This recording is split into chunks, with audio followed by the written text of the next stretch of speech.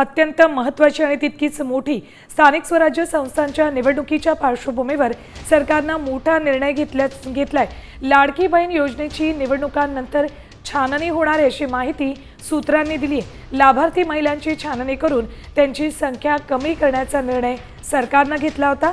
मात्र स्थानिक स्वराज्य संस्थांच्या निवडणुका तोंडावर आल्यात, त्यामुळे सरकारनं ही सगळी प्रक्रिया थांबवली। महिला आणि बालकल्याण विभागातल्या सूत्रांनी ही माहिती दिली आहे। निवडणुकांनंतर आता छाननी होणार आहे।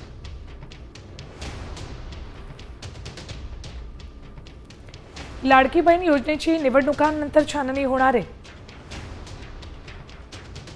विधानसभेत लाडकीमुळे महायुतीला मोठं यश मिळालं होतं। आता ही फटका टाळण्यासाठी म्हणून छाननी आत्ताच न करण्याचा निर्णय घेतलाय। स्थानिक स्वराज्य संस्था निवडणुकीसाठी छाननी प्रक्रिया जैसे ते ठेवली जाणार आहे। 2.5 लाखापेक्षा जास्त उत्पन्न असणाऱ्या महिलांची सध्या छाननी केली जाणार नाही। लाडकी बहीण योजनेच्या राज्यात 2,34,00,000 लाभार्थी आहेत, त्यामुळे या मतांचा विचार करता सरकारनं छाननी प्रक्रिया निवडणुकांपर्यंत थांबवण्याचा निर्णय घेतल्याची माहिती सूत्रांनी दिली आहे।